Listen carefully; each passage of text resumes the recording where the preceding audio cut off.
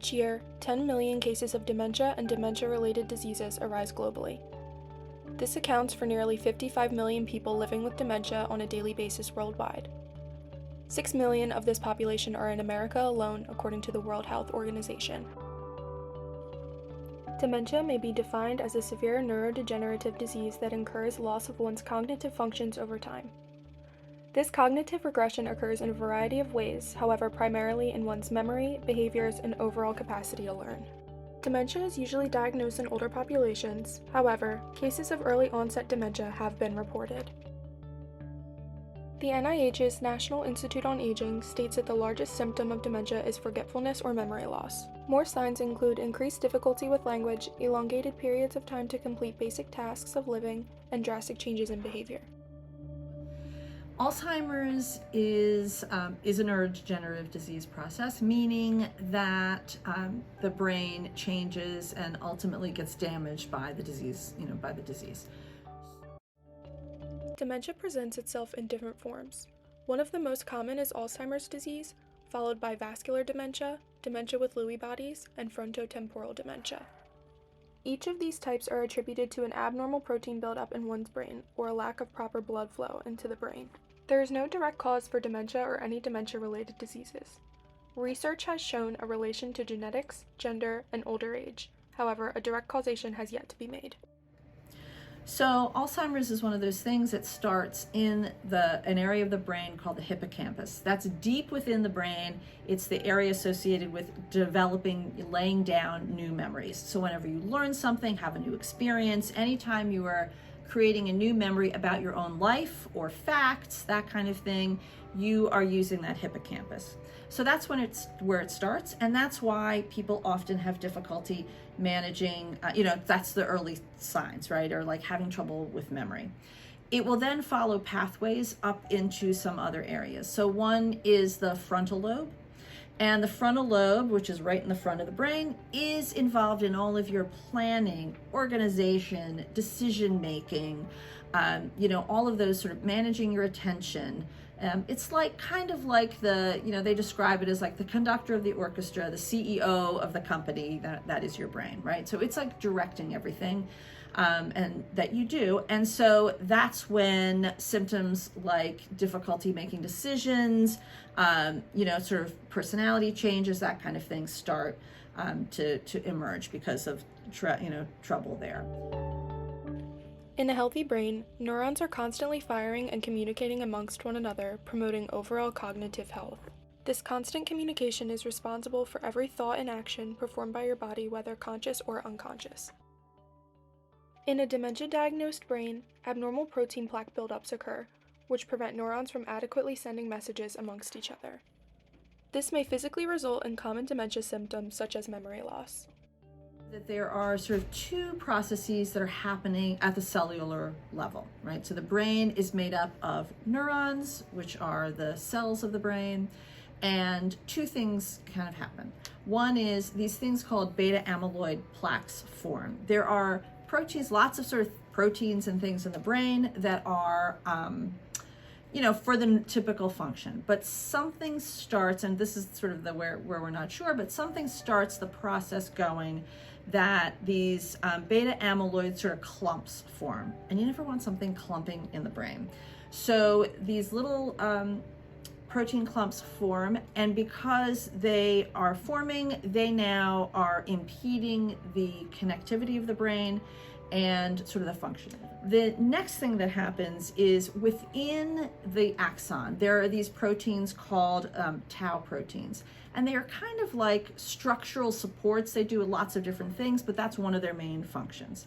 And when those tau proteins, and again, we're not sure why, but when those tau proteins start to break down, the axon, which is a long communicating part of that neuron, starts to like tangle up.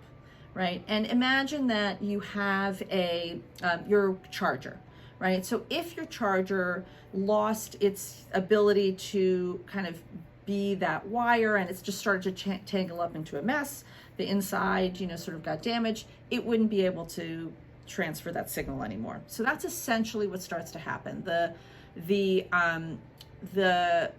cells start to break down, and really when a neuron dies, there is no opportunity for it to come back. Common methods of diagnosis are both cognitive and neurological testing, brain scans, cerebrospinal fluid tests, as well as genetic and blood testing. One of the reasons it's difficult to diagnose is that people in the early stages is people often don't sort of show up for testing, right? They don't come in, not because they're forgetting, but because they're not sure, is this normal aging or is this something else going on, right? Typically people are coming in a little bit later once family members have discovered that they're having trouble managing their finances, or they're leaving the stove on a lot, or there's something else interfering, and then they come in. There are a lot of different dementias, so it's important to note that. Alzheimer's is the most common, and it has like certain patterns that are maybe a little bit different than something like Parkinson's, which is more physical, frontotemporal dementia, which is more behavioral or language based. So, it's a lot of it is through the clinical processes, sort of identifying symptoms, where are people having struggle with their functioning, and figuring it out from there. As there is currently no cure for dementia, early detection of it may help in slowing the disease's progression. There are several pharmaceuticals to aid in the slowing of the neurodegenerative process. However, it has not had high success rates and may be harmful to some. Some alternatives would be clinical trials that are currently underway in an effort to gain information on effective treatments. So when she was first diagnosed, we went to a cognitive therapist who asked her a series of questions, and through them questions they could tell that something was happening. And when she was first diagnosed, I felt sad for her because we already knew what the disease entailed from her mother having this for 13 years. 6 years ago, Kathleen Sullivan was diagnosed with vascular dementia, a type of dementia that calcifies blood vessels into the brain and leaves inadequate blood flow, causing dementia-like symptoms. Her daughter Colleen has stepped in as her mother's primary caretaker within recent years of her worsening diagnosis. My role as a caretaker for my mother is that I'm basically responsible for her everyday activities, her health and wellness, and I'm responsible for basic tasks like eating, bathing, dressing. These are everyday tasks that she can't always do on her own.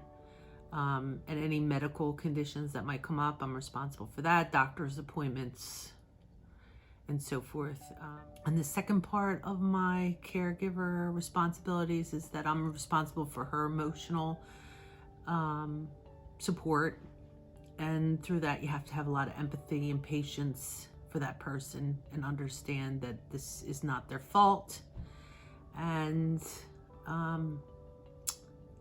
let them know that they're well taken care of and that they are loved. With a diagnosis as severe as dementia, it holds the capability to alter one's personality.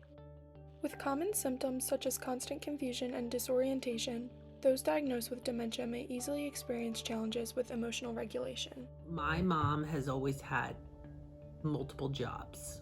She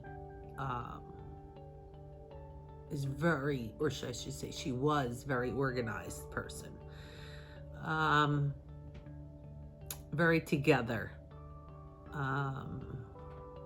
You wanted her to file your paperwork somewhere because she would know where it was. And so since she's been diagnosed, then they've regressed into like a childlike capacity, and following simple commands can be a problem. She went from a multitasker to you can only give her one command at a time. You go from this person who is really vibrant and to someone who can't function on their own. That's how it changes you. So I see it as my mom was a good mom, and she was a good caring mom and loving mom, and dependable, And so I now am there for her. Dementia takes a toll both physically and emotionally on someone who has been diagnosed as well as their loved ones. It is always important to keep in mind that what's occurring is out of their control and to be patient and understanding with recurring questions or actions. Dementia is not an easy journey to watch unfold, but with constant reassurance and support from family and those around us, it can make this journey easier to bear.